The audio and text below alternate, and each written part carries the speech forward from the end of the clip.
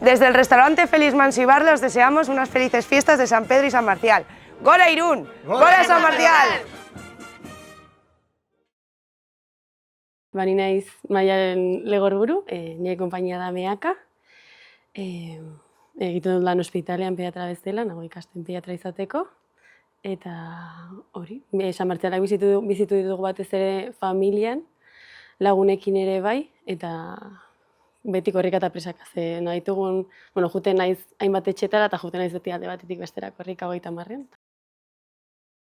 Hautaketa eguna, lehenengo hasi ginen, ostiral norbat bat bezala nire lagunetan iaian zerbait hartzen, eta gero ja entrevista, bozkaketa hasi zenean, joan nintzen ja etxera faltzera nire izeba eta amarekin, eta baita Iruñako hiru lagunekin etorri zirela egun horretan.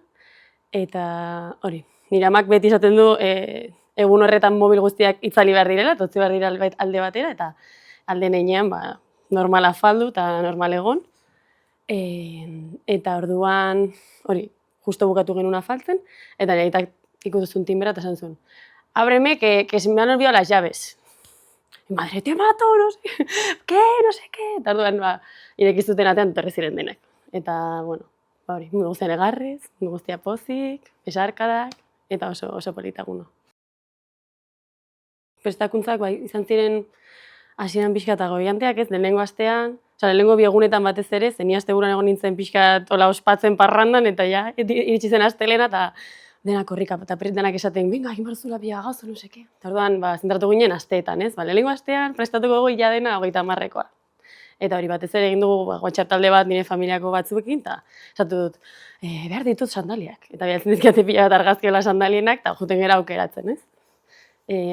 Eta gero nidakat zorte asko nire ama delako modista, eta egingo dielako traje eta soineko txuria, egiten kriston ilusioa, eta ber.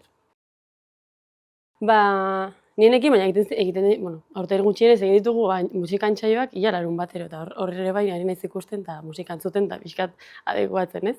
Eta gero 13an da entsaioa enparau, eta gero 18, 22, eta 25. 18an bai dela hori, auzotik, intimioagoa eta gurbileko jendearekin ez, betiko jendearekin. Eta gero ja 22an joten gara pixka zentrora egiten dugu goizeko rekorrida, eta 25an entsaio generala. Nik uste dut, entsaio bakoitzak dakala bere zitasuna, ez? Azkenan 18an, nire auzoan oso sentikorra, nire ez pixka lasaia, así que hori ere gustatzen zen pixka gehiago, eta gero ja hurbiltzen lo que va a ser más el día, ¿no? Eta, así que gogo askoekin.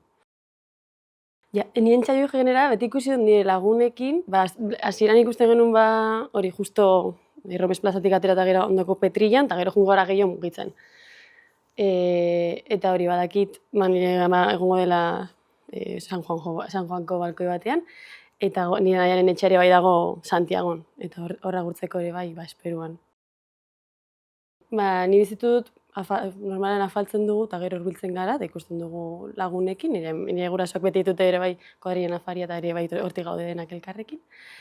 Eta gogodakat batez ere hori juten garalako bandakin da pixkat ezberdina entsaioetagaz aparte, eta ere bai emango du nire amaren soinekoa lehenengo aldiz, soineko txuria, eta egongo naiz nire beste kantira guztekin, eta dakat gogo asko egiteko hori ere bai.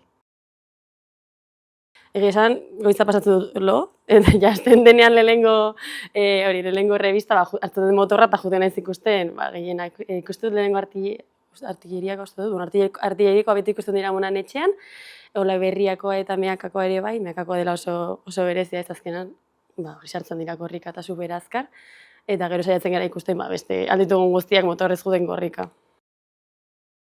Esan niretzat garrantzitsua da ere bai, momentu guzti horiek pasatzea familia eta gertuko jendeekin, beti pentsatu dut hori, eta saiatzen ari gara ia gauza guztiak egitea familian artean, ez? Moinoak egingo dit amaren kuadriako batek, soinekoan nire ama, trajean nire amak, makillajera ezagun bat ere bai, egun bar naizela ara, baina ordu oraindik ez didat esan, ez dut nahi ez da pentsatu, baina egingo dugu alduguna, eta hori, nire etxea dago mundu guztia inbitatu nahi duna, gertukoa, mundu guztia ez, gertuko nahi duen jende guztia, bizitzeko hori, aldugun jende guztion artean, Gero jutea, oinez, hola ingurura ateratzeko eta Diana entzuteko.